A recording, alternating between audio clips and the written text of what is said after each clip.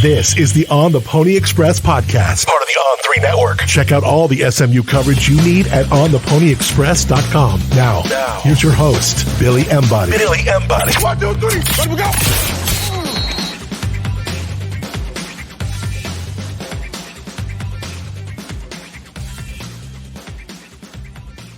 Welcome in, ladies and gentlemen, to another edition of the On the Pony Express podcast. I am Billy Embody. Thanks for listening.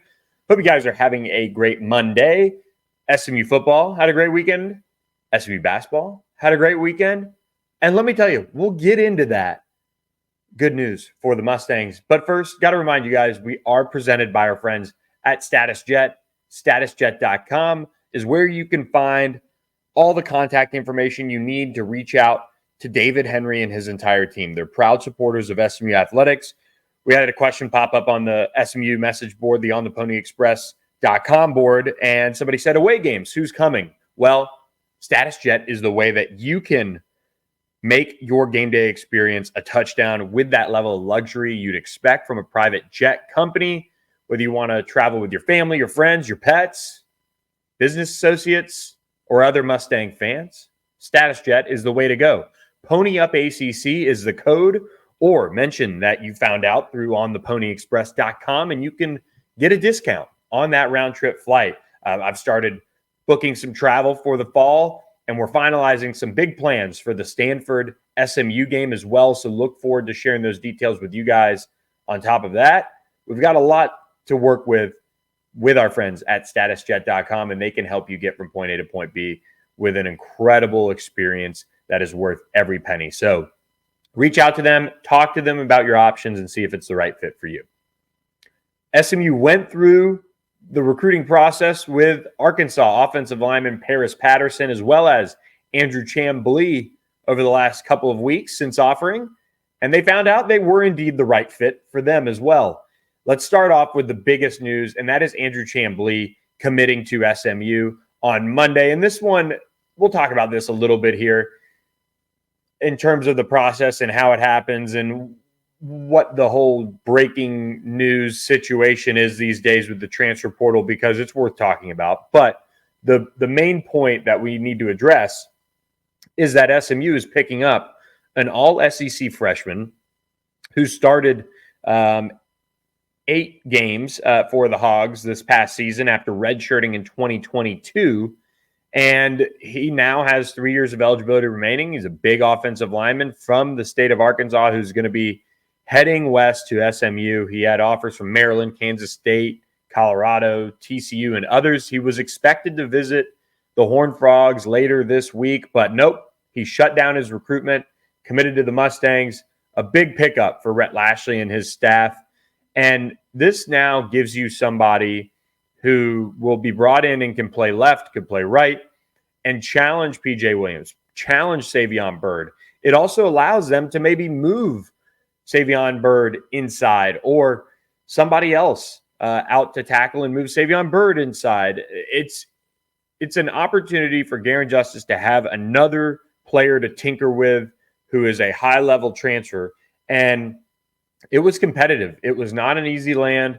And this went through kind of a long stretch of waiting in a way as SMU tried to find out how they were going to address the offensive line with this tackle position in particular. And ultimately, they end up wanting to go for 2. They had another offensive lineman in town, Colton Thomason. I don't believe at this point he has a spot. They have 2 offensive linemen that they're bringing in the portal window. And by my count, 1 to 2 scholarships available, one of which will go to a corner. Another will go, if they do have it, to a best available. So we'll be watching that. But now you have an offensive line that welcomes Andrew Chamblee and will allow maybe Garen Justice to tinker. As you're watching on YouTube, you'll see him moving around these guys all over the place and working them with different techniques and things like that so they can be ready to play wherever. And that's the thing with Garen Justice and what he did in the spring was a lot of that tinkering. And I've just said this before on the podcast, he said, who knows, we're going to tinker in the spring, and that might be what we roll with into the fall. That might not be what we roll with into the fall. You add Andrew Chamblee, you add an instant impact player like they just did, and that gives you your offensive line some solidified depth and talent that allows him to continue to tinker. The other name that they added was Paris Patterson. And he spent just one season in Fayetteville, redshirting, didn't see any action. So he'll have 4 years of eligibility remaining. Both of these guys played for Sam Pittman. Both of these guys were takes out of high school for Sam Pittman, who's one of the top offensive line coaches in the country. Who knows what ends up happening with him in Fayetteville long-term as the head coach, but there's no doubt that he has recruited some great offensive linemen. He's developed great offensive linemen. So getting that at least box checked on Andrew Chamblee and Paris Patterson from Sam Pittman is a nice little feather in the cap there when you're looking at what their long-term projection is. That said, Paris Patterson is a big, big boy. He is checking in around 6'4", 350-something pounds. So he might need to shed some weight moving forward in his future at SMU, and we'll continue to obviously track that as he gets into the weight room and starts to develop. He's from St. Louis originally, and he's somebody that you plug into the future of that interior as a big body, and I talked about it on the podcast. That's something they really felt like they needed to address. They felt like they needed to add size to the offensive line as they went through kind of some self-scouting on the ACC, on successful offensive lines in the ACC. And if you talk to Miami fans from the past, that's something that when Rhett Lashley and Garen Justice were in Coral Gables might have been a missed opportunity for them in the sense that they didn't always have the biggest offensive lines. And it's hard at times to get that push when you're battling some big bodies like a Clemson or some of these other, marquee type of programs when they have as big a bodies in the middle as they do.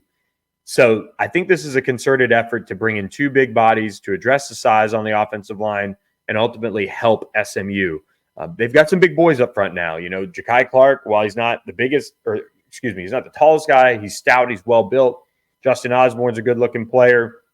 PJ Williams is a big body. Savion Byrd, big body as well. And then they have some depth coming up through the ranks that will be nice-sized guys. But they bring in 3 offensive linemen now with Paris Patterson, Andrew Chamblee, and, of course, Kayshawn Sapp in the spring portal window, all of which address size. And now you'll really expect Andrew Chamblee to compete right away and push those tackle positions, and we'll see how the chips fall. So 2 very nice pickups for SMU when it comes to these 2 offensive linemen.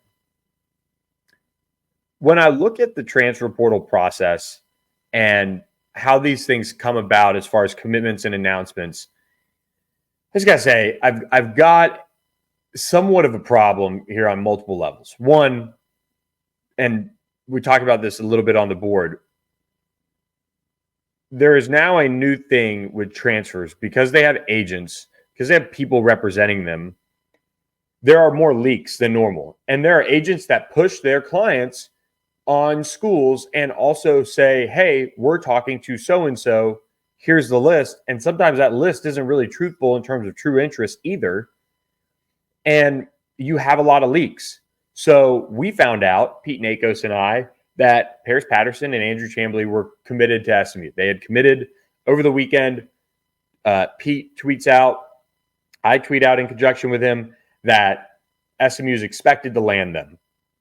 And Matt Zenitz, who used to work at On3, did the same. But there's this new thing of saying expected to land.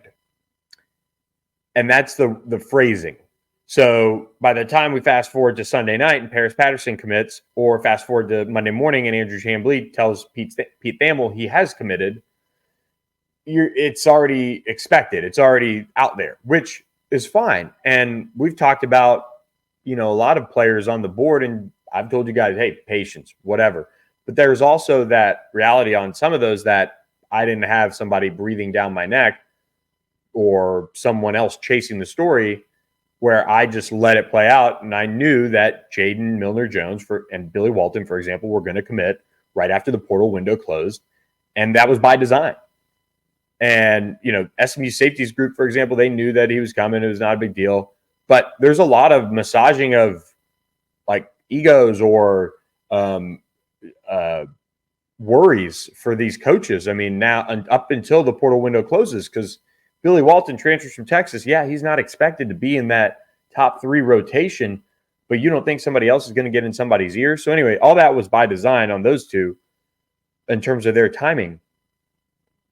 And my issue is that if these players are going to bring in outside representation, it's just a totally different ballgame. This outside representation wants to create oftentimes, interest and help their clients get the best price they can. It's the same thing in the NFL and other leagues with agents leaking things to an Ian Rappaport, Adam Schefter, or what have you.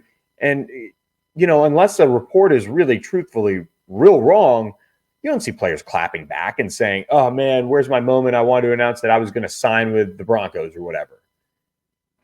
It's just a different day and age that we're living in now. And it sucks because there's like I said, this new thing that is expected to land. And there's, quite frankly, in the college football space, somebody out there that has started this, and it is now great, cool, whatever. That's your way of reporting it. But I'm always either let the kid do it or just say X and X has happened. It's done. Which, I mean, when Patterson and Andrew Chamblee, when we learned of those two, we heard multiple sources, and it was they committed. They gave them the word that they were coming. It's just really, it was a discussion point on the board, so I just kind of wanted to address it. I just think players, once you are transfer portal guys and once you have agents, you're just not in the position anymore where, oh man, log a prediction. Yeah, somebody told you. Yeah, somebody told us. And guess what? It could be in your camp. It could also be on another camp. It could be another school recruiting that got told, oh, no, no longer visiting or whatever, going to X school. There's a lot of different ways for things to leak.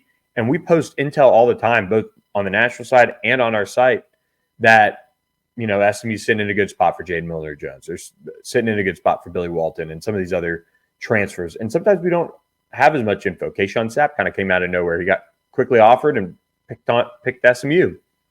So it's all just a mess in terms of where this is at in college football and reporting on it. And at the end of the day, it comes back to the players now being employees, whether they're going to be employees of the school with revenue sharing and a CBA, or whether they're employees and they enter into NIL agreements with schools, or they just view themselves as businessmen now. We've got a business. And we try to let players announce on their own if we can, but there is a new reality out there that everybody's chasing the scoop on who's going to land what player. And I don't know. It rubs me the wrong way when players get bent out of shape with that. I understand it in high school recruiting. I don't understand it in transfer portal recruiting, especially when you have agents and people on your side that leak things all the time, and then it ultimately leads to this. So, rant over. Hope you guys enjoyed that one. You don't get that time back in your life. For SMU, what's next? Let's get to that now. In the transfer portal window is now closed. SMU made it out without losing Kevin Jennings. They made it out without losing any surprise guys in the spring window. Masterful job by SMU, the coaching staff, the collectives, to make sure this group stayed together. This is a group that has a real opportunity to make some waves. And I talked about it on a couple podcasts lately, that they have a chance to make some noise, make a bowl game, and, kind of shock some people in the ACC. And it's because they retained as well as they did. If this team doesn't come together and they end up, flirting with that bowl eligibility and missing out on it, it's probably because quarterback play didn't step up, probably because the offensive line wasn't good enough. Wide receiver didn't find a wide receiver one. The running backs were far too inconsistent, and the cornerbacks were not up to par for this defense.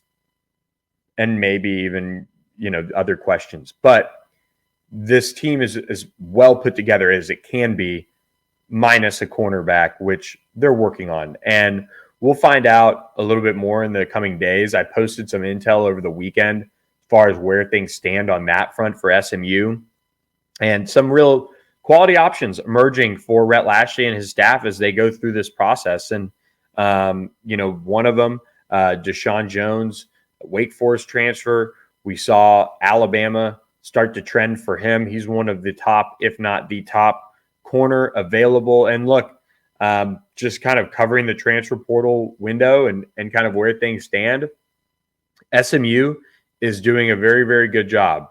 There are also some high-level Power 4 teams like Alabama who are doing a good job too. And that's why Alabama is considered the favorite, at least by our intel, to land Deshaun Jones. He was set to visit LSU this week as well. And SMU's hoping that if they can somehow get through those visits, and Deshaun Jones wants to take his recruitment out a little bit longer, which, in my opinion, for these guys who are commanding NIL, always a good idea. SMU can maybe land a visit. Ricky Hunley's familiar with him. We'll be keeping an eye on him, but right now he is at least trending to Alabama overall. This is an interesting one. If they can host him, maybe they can shock some people. But I can tell you this much: SMU has really wrote the book in certain ways about how to address transfer portal needs. And it's not always perfect. Trust me, they've missed on some guys. And there are some players out there that they would have loved to have had enter the portal. And I mean, that goes for every school in the country. You're always watching certain guys to see if you can, if they end up in the portal, and then you feel good about your chances. That's half the battle in a way. But there are programs that are shooting for the stars, for the big ticket guys, and they come up snake eyes. And SMU, on the other hand, you look at their defensive line and how they restacked it. There are plenty of power programs that would love to have the defensive line depth that SMU at least has on paper going into this season. And that helps. And that is really the key when it comes to building this defense back up. So what they have left to do is they've got to find a corner and they've got to find a best available. I'm intrigued to see where the best available comes from. Is it corner? Is it a second corner? Is it a safety? Is it another offensive lineman? I don't think so, but maybe. Is it a tight end? Truthfully, do they find another one? Do they take anyone at any position? Do they leave one scholarship open? It'll be interesting to find out. There are some corner opportunities out there for SMU in the transfer portal. We'll be keeping a close eye on them. And again, we passed along some intel over the weekend as far as who they're talking to. Ricky Hunley's being very deliberate. He needs to land an impact corner. There are some still out there. There were some late entrants into the portal this spring before the window closed. SMU is really hoping that it pays off with a big addition at the cornerback position. So kudos to SMU. They continue to find ways to bring in more talent. I mean, they have 2 starting offensive tackles, and they convinced an all-SEC freshman to come to SMU, not visit TCU. They basically, I mean, kind of strung Andrew Chamblee along a little bit and, kind of didn't push back a visit, but they were in no rush to bring him in because they were evaluating options. And they ultimately pushed for him, and it wasn't competitive at all in the end. So the expectation was going in the weekend that SMU would lock him down, and they did just that. It was kind of a question of who would be the second offensive lineman out of Patterson and Colton Thomason, the Texas A&M transfer. So kudos to SMU, and Rhett Lashley and some of the staff are kind of not taking victory laps, but just saying, look, we're not done yet. And it's true. They've got some other fish in the water. Or some lines in the water that they've got awaiting a bite, and seeing how they can address this roster. And there's confidence in this program. I can tell you that much. They continue to do a really good job of the portal and just keeping the train rolling when it comes to building up this roster. So big news to kick off this week that SMU was able to land 2 of the best, the best available offensive tackle, and then one of the better ones in the portal in Paris Patterson. People need offensive linemen. They need defensive linemen. SMU's addressed both positions very well. Quick reminder before we go into the basketball side of things, statusjet.com. Reach out to David Henry and his team today. They can help you really get a good grip on when and where you can go in their aircraft. Give them a call, 866-405-2282.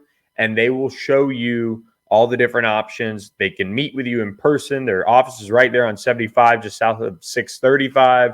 They can Zoom with you. They can jump on the phone with you. And if you're in a pinch and your travel plans have changed and your other company let you down, well, StatusJet can get you from point A to point B safely, quickly, and with that luxury that you'd expect. And if it needs to be a last-minute deal, they can handle that. They're able to be flexible like that for you because that's that attention to detail that you expect from a company like this. So mention code PonyUpACC for a discount on a round-trip flight, or mention that you heard about them from ontheponyexpress.com. Rhett Lashley got a win over TCU to kick off, over the weekend, got a win over TCU on the recruiting side of things. Well, Andy Enfield also got one as well. UMass forward Matt Cross committed to SMU after his visit, and that is fresh off of a TCU visit the day before. He also visited Iowa and Wisconsin. 6'7" forward, has 1 year remaining of eligibility. He's expected to come in and start right away at that 3, in my opinion at least. Maybe play the 4, but especially the 3. He started 50 of the last 53 games that he played over the last 2 seasons. He notched 15.3 points, 8.3 rebounds, 3 assists per game this past season. Shot 54% from the field and 32.9% from three-point range. He was first team Atlantic 10 for this season. He's played at Louisville. He's played at Miami. He was a high-level prospect coming out of high school in the state of New Hampshire. That Brewster Academy knows how to churn out some of the best when it comes to prospects overall. I've always seen their name mentioned with some of them. And Matt Cross is a big addition for this SMU basketball team. And they're not done. They know they need to continue to address certain positions, and they need to find a big man, and they need to find all these things. But you look at what SMU's been able to do in the transfer portal with guys like Matt Cross. We've seen them address the backcourt very, very well. This is a good-looking group of transfer additions. And talking with sources, SMU felt really good going into this weekend. That's why I spent so much time talking about him on the podcast last week, because they were able to put themselves in a good position pretty early on. And now that gives them 5 transfers to come in and join the 2 high school signees. They've got Yohan Traore, Cario Quendo, Boopy Miller, and AJ George. Now Matt Cross. This is a really solid transfer portal haul for Andy Enfield and his staff as they look to finish it out now with a big man for sure.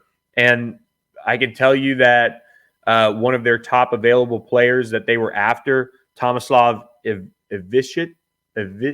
Ivisic from Croatia, did commit to Illinois. So that is tough news for Andy Enfield and his staff.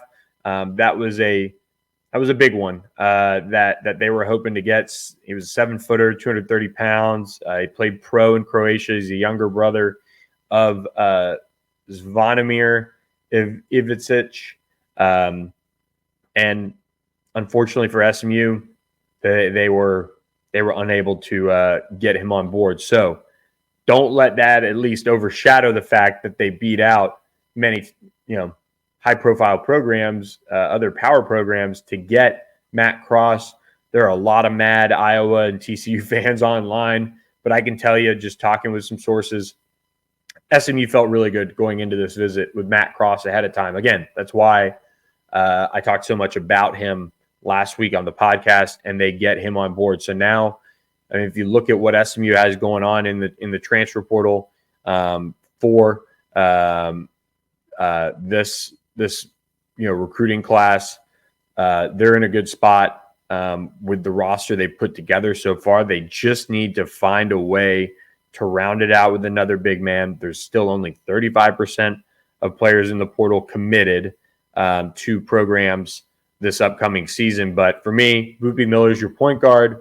You then have Chuck Harris, who's probably your starting 2. You have Matt Cross at the 3. You have you have Keon Ambrose Hilton, who's penciled in as your starter right now at the 4. Yohan Traore could be the 5. You've got some other pieces that can all kind of help things out for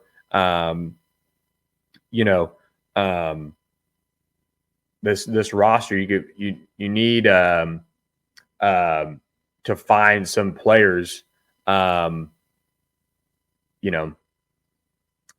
for this team to round it out for this season. And, if they can do that, they'll have a chance to be competitive in the ACC in year one. And look, it's not an easy thing to do for this program, is to find these guys that can immediately impact, the front court. It's not easy, but there are options out there for SMU in the transfer portal.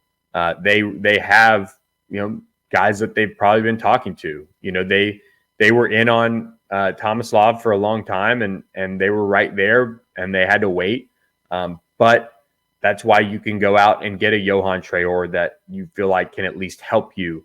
And maybe the front court is more of a work in progress. But I got to be honest, the back court has really been solidified when you look at adding a guy like Matt Cross, who's rugged, he's physical, he's an athletic upgrade over Jaheim Hudson. Overall, I like the pieces that they have in the backcourt, especially for this roster. I think they've upgraded all those spots. Maybe, except losing Zurich Phelps, but even then, you're looking at adding Boopy Miller, who's done it in the ACC. Zurich Phelps hasn't done it in a high major conference. He's played well.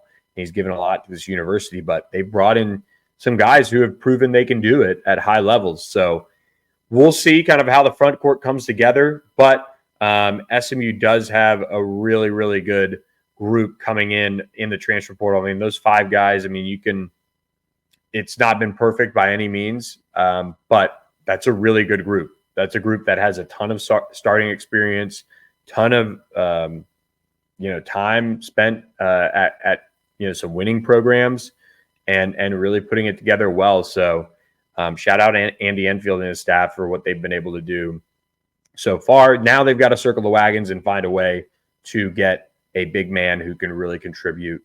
And it's going to be interesting to see what happens there. So stay tuned to ontheponyexpress.com. Subscribe for just $1 for 2 months using code SMU1. That's SMU, the number 1. Follow us there for all the latest scoop on the program. Up this month, it's starting to get to be that big recruiting weekend stretch run here. This weekend is a big opportunity for Rhett Lashley and his staff to bring some guys on campus. Then next weekend is the Pony Express weekend. That is double digits. I think it's almost 20 now that are going to be on campus. So we'll be keeping a close eye on that on the site. So it's exciting time. So be sure to subscribe today. We're closing in on 900 subscribers to the website, which is just incredible. So please go to the website ontheponyexpress.com. Check us out. If you subscribe for $1 for your first 2 months using code SMU1, it's SMU, the number 1. That's enough time to figure out if we're the right spot for you to get all your SMU news. We like to think that we are. So spread the word about that. Hope you guys enjoyed this podcast to kick off the week, just recapping 3 commitments for SMU football and basketball. We will be back later this week with another edition, and hope you guys enjoyed it. And thanks for listening to another edition of the On the Pony Express podcast. Thanks for listening to the On the Pony Express podcast with Billy Embody. Follow us on your socials on X at SMU_on3 and on Instagram at on3SMU. And keep it locked to ontheponyexpress.com for more coverage.